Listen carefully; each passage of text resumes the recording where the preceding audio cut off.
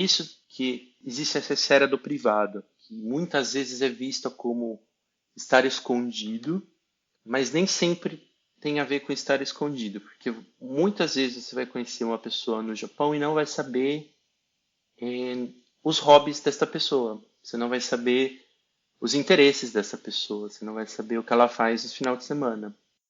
Uhum, uhum.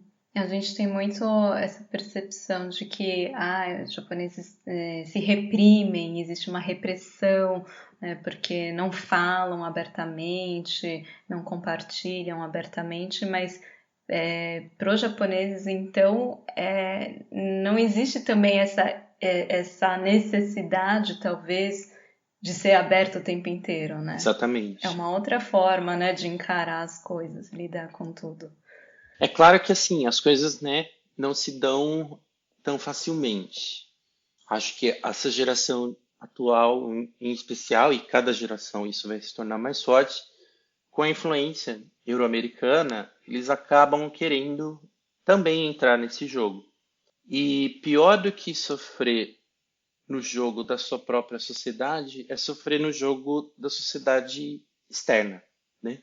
Então, porque daí você vai ter o choque de ter que ser a mesma coisa o tempo todo, com ter aprendido a ser uma coisa em cada lugar, né? Então é um duplo desafio. E talvez essa coisa de ter um em cada lugar ele se enfraqueça cada vez mais, né, com essa ideia de um ser global. Mas eu diria que a tendência geral ainda é um pouco essa de ter a separação dos eus, assim.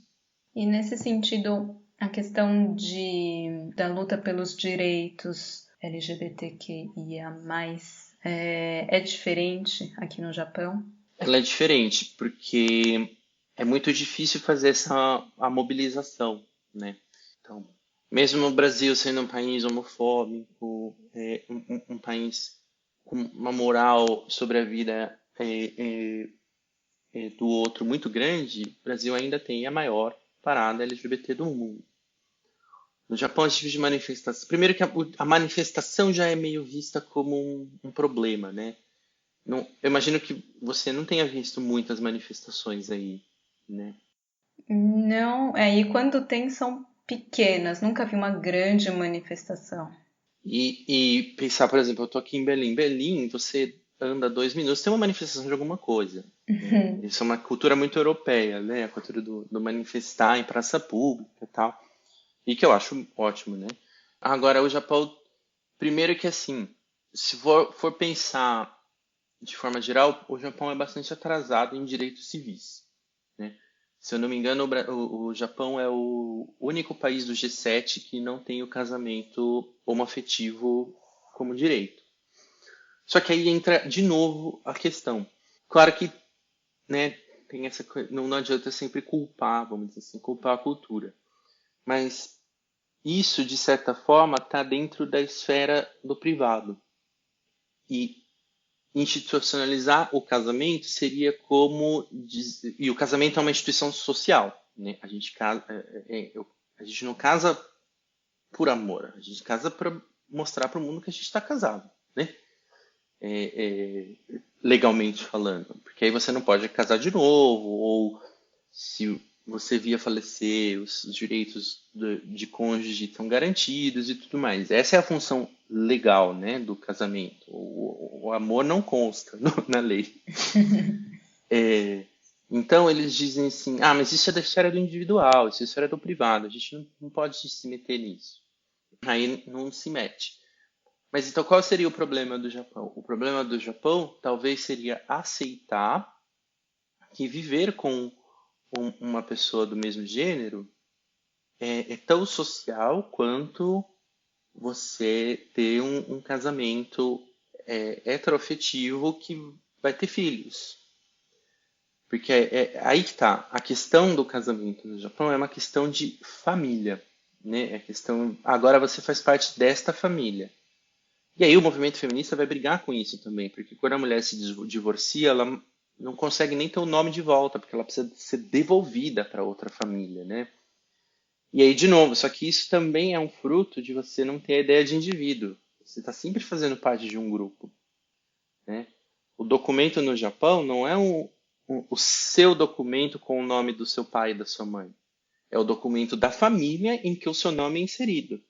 A identificação é uma identificação para si. Você não tem a certidão de nascimento, você tem a certidão de que você consta na família. Então, aí a visão é de que a relação homoafetiva, ela é só uma relação privada, porque você não vai constituir família no sentido de ter filhos, até porque a adoção não existe, né, para o casal homoafetivo. Então, aí a luta do direito não é só você dizer, ei, me respeitem, me aceitem, tolerem, né? É uma assim, é quase um existimos, né? É outro tipo de luta. Não é o que assim, nosso amor também é válido, né? Que esse é um pouco o discurso ocidental como um todo. Nosso amor também é válido, não tem diferença entre um casal hétero e um casal homo. Eu posso decidir o gênero que eu quero ter, né? Tem sempre esse tom. Você não pode não querer que eu exista e tudo mais. Enquanto no Japão a luta é assim, gente, isso existe, isso precisa ser reconhecido, e isso não é só uma experiência pessoal, isso também é social, né?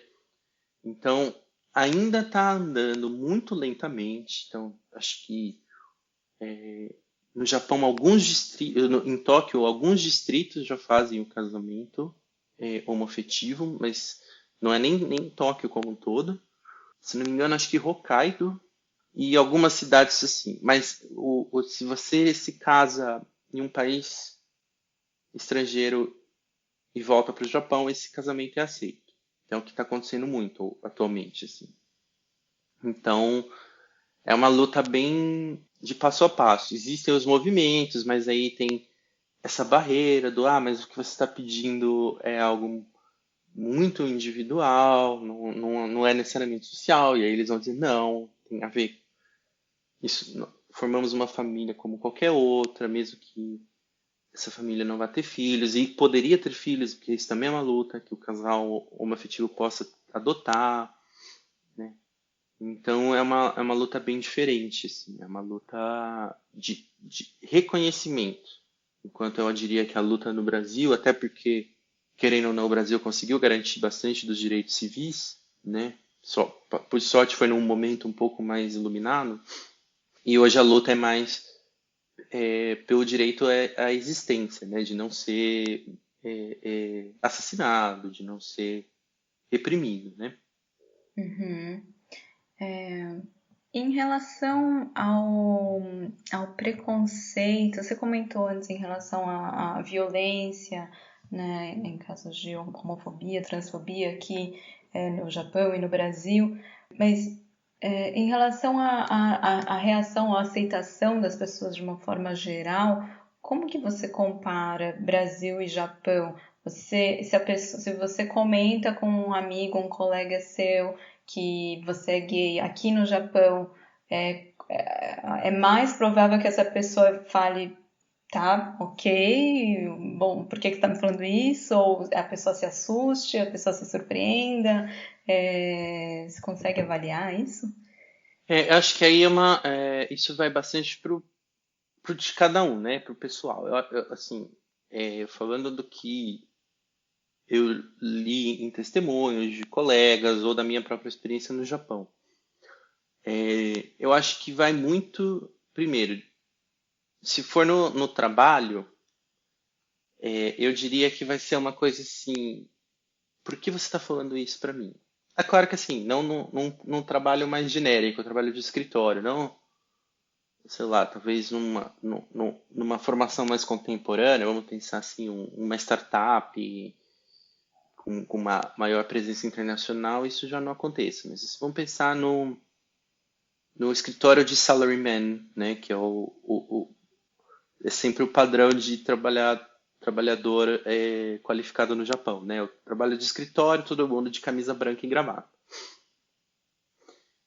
Talvez entre um pouco nesse assim, você se abrir para a pessoa e a pessoa meio falar, ok, mas no sentido de por que você está falando isso para mim, né? É claro que quando você constrói aí uma relação e você conta, eu acho que não é um problema. Não, eu não imagino que vai ter nenhum tipo de problema. Se for pensar entre os mais jovens, então pensar em um ambiente universitário ou mesmo, como eu disse, esses lugares já mais internacionalizados, eu imagino que vai ser normal, né?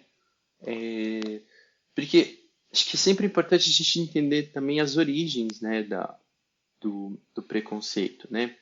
E até isso também é cultural. O preconceito, vamos dizer assim, também totalmente em linhas gerais, mas o preconceito ocidental, ele tem essa origem num grupo externo, né, que não é o dominante. Então, e que você vai associar os valores de destruição a esse grupo. E isso é igual no Japão. Então, no Japão, o estrangeiro é visto sempre como um elemento instabilizador, desde as relações com a China, né? Então, os demônios são estrangeiros, né? Então, é aquilo que destoa. Nisso, o preconceito dos dois vão ser iguais. Só que tem uma diferença que o preconceito europeu, que se espalha pelo resto do mundo, é que ele vai ter uma chave moral, muito ligada à religião, né? Enquanto a religião asiática, em especial no Japão, que não passou por nenhum problema, vamos dizer assim, de associar as religiões a questões políticas contemporaneamente, no shintoísmo, para o budismo, meio que não importa o que você faz na sua vida mundana, vamos dizer assim. E tudo aquilo que está ligado ao sexo não passa pelo raio moralizante, porque isso é visto como algo até natural. Então, você vai ver os mitos shintoístas, não tem nenhuma questão muito moralizante nesse sentido ali. Tem uma ou outra, mas não é a cristandade que vai defender de ser puro, que a luxúria é um pecado capital, né? E tudo mais. E eu acho que isso dá acaba gerando uma violência muito maior, porque assim, porque você associa um valor que vamos supor, um homofóbico brasileiro descobre que o seu colega de trabalho é gay. E ele vai dizer, essa pessoa não pode trabalhar com a gente, essa pessoa não tem moral, né? Essa pessoa, imagina o que ela faz na vida pessoal e tarará, tarará, vai querer fazer a confusão dentro da empresa. No Japão, a tendência é outra, que ah, ele é gay, isso diz respeito à vida pessoal dele, mas o trabalho dele é ótimo. Então, beleza. Eu me sinto um pouco desconfortável com isso, mas então a minha relação com essa pessoa vai ser estritamente de trabalho. E aí, morreu, entendeu? Acho que essa é um pouco a diferença. Existe uma determinada violência, não vou dizer que não exista. Existem grupos homofóbicos que vão tentar destruir, vamos dizer assim, mas você não vê muito, mesmo notícias dizendo de pessoas que foram assassinadas ou de que foram violentadas. Existe mais uma violência talvez mais psicológica, assim, né, de falar, ouvir alguma coisa, assim. Acho que a grande diferença, né, essa coisa do preconceito, é não ter tanto o moralizante. O moralizante tem mais a ver com de, de ser a aberração, vamos dizer assim, né? Que isso é uma coisa mais forte no Japão, né?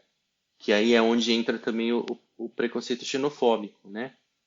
Que o estrangeiro é uma aberração, então entra nessa seara, não entra no isto atinge a nossa moralidade, não, isso não. Nesse sentido, você acha que é mais, não sei se fácil é a palavra ou simples, mas é mais tranquilo o dia a dia para quem é gay aqui no Japão do que no Brasil? Então, acho que tem tanta variante aí, é difícil responder. Eu acho que eu responderia assim. Acho que depende das condições. Se você é de uma classe média, de uma cidade de médio a grande porte no Brasil, e você deseja ser a mesma pessoa